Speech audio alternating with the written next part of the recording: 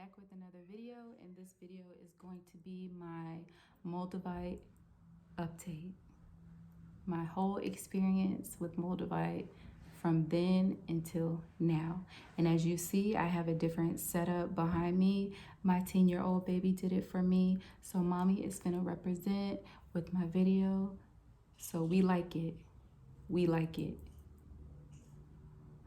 Thanks.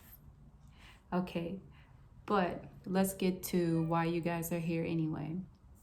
All right, so my experience with Moldavite started out peachy keen. I mean, it started out great. I had no issues. I had good vibes when I was out in public. I mean, I was just having the time of my life. However, I was slapped in the face with reality. Okay, I had a big reality check. I call it my cocoon stage. I went through a cocoon stage where I had to go into a state of aloneness, or like a state of oneness where I was by myself, and I was forced to recall everything in my life, the good decisions, the bad decisions, and the decisions that I failed to make. So I was basically forced to sit myself down and to recall my whole life.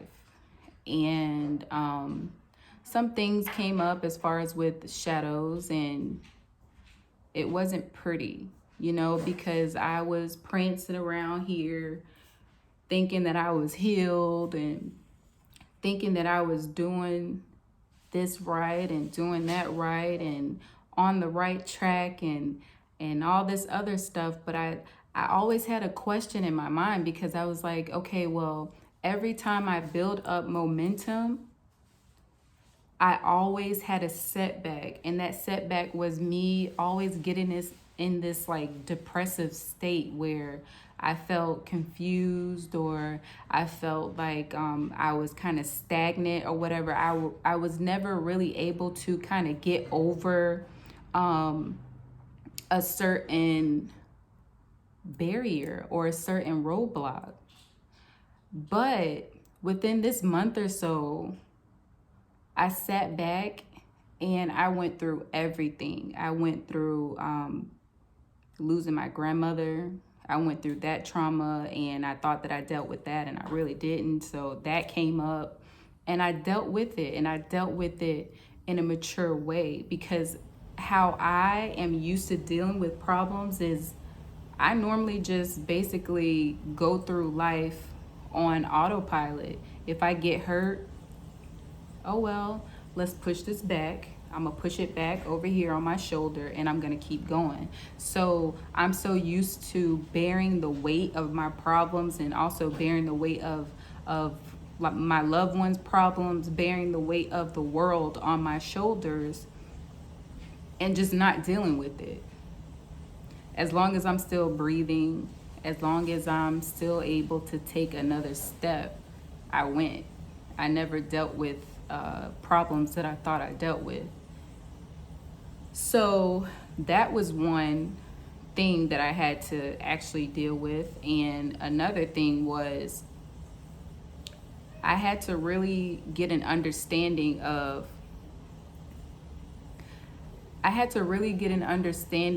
who I really was, because I thought that I was one way, when in all reality, I was just being that person because it made a lot of people comfortable.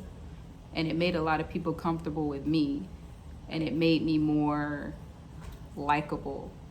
And so I was able to actually figure out who I was. And, who I was portraying to the world was somebody who was just so level-headed and just got it all together, and somebody who's mild-tempered, and somebody who is, I guess, perfect. But I'm not. I'm not this perfect person, and I actually had to accept that about myself.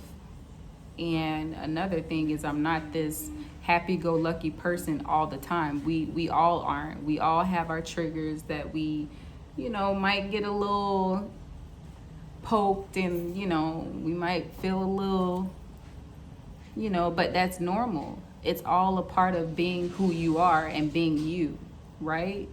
And so I had to actually accept that. And once I accepted who I am, which I am not all good and I am not all bad, I'm just a little in the middle, that little sweet spot in the middle. I'm good and I can be bad sometimes. But that's okay. But there's a lot of people who go through their spiritual journey and they think that they're supposed to be this namaste, this meek and mild person, and they think that everything should be all love and light, when no, in all reality, that's not how it is. Everything in this world is duality.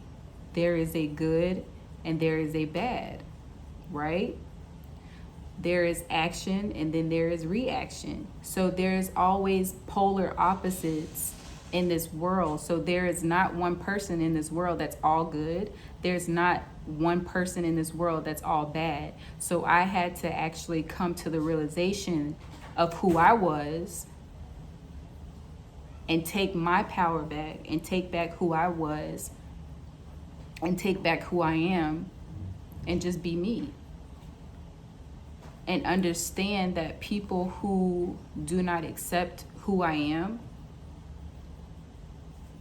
lovingly give them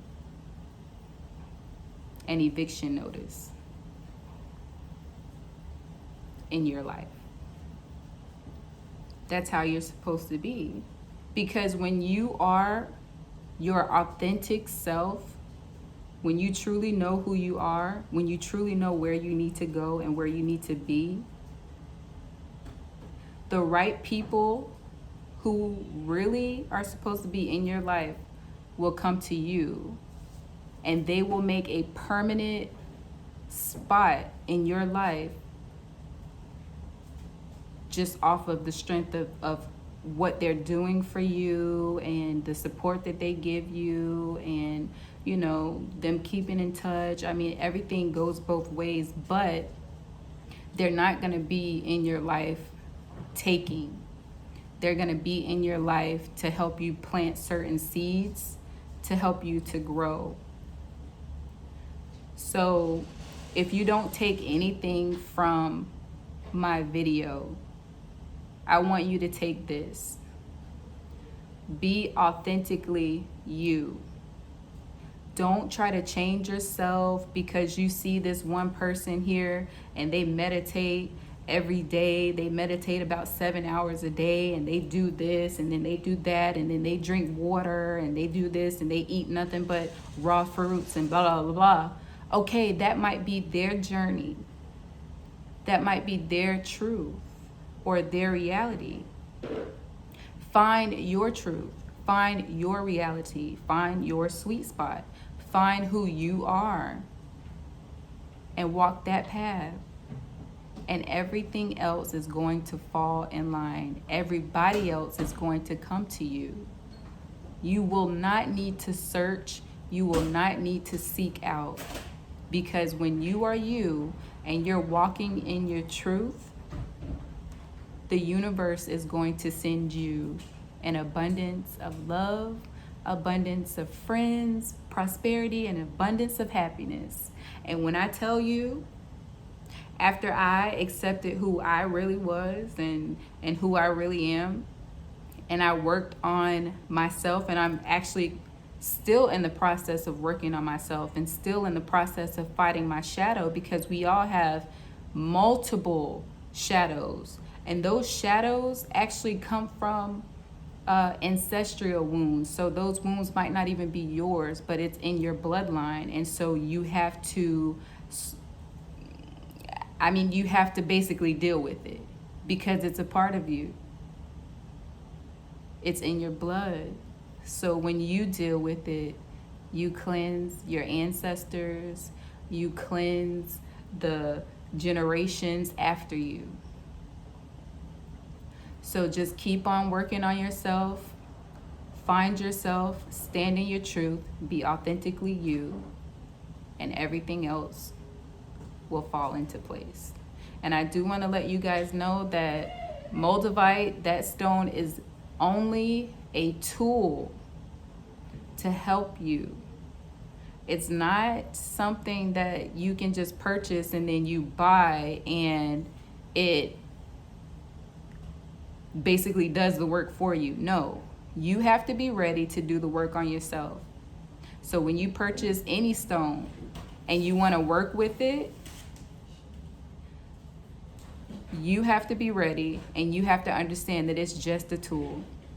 So I love you guys, and if you guys want to hear or you want to see any other tips, tricks, or if you want me to go over the different stones that I have, the different, well, I don't know why I'm calling them stones, but the different crystals that I have, or if you want to get advice from me on different things, just hit me up in the comments. Let me know what you want to see, and I will produce a video. I love you guys so much. You have a wonderful day. Bye until next time.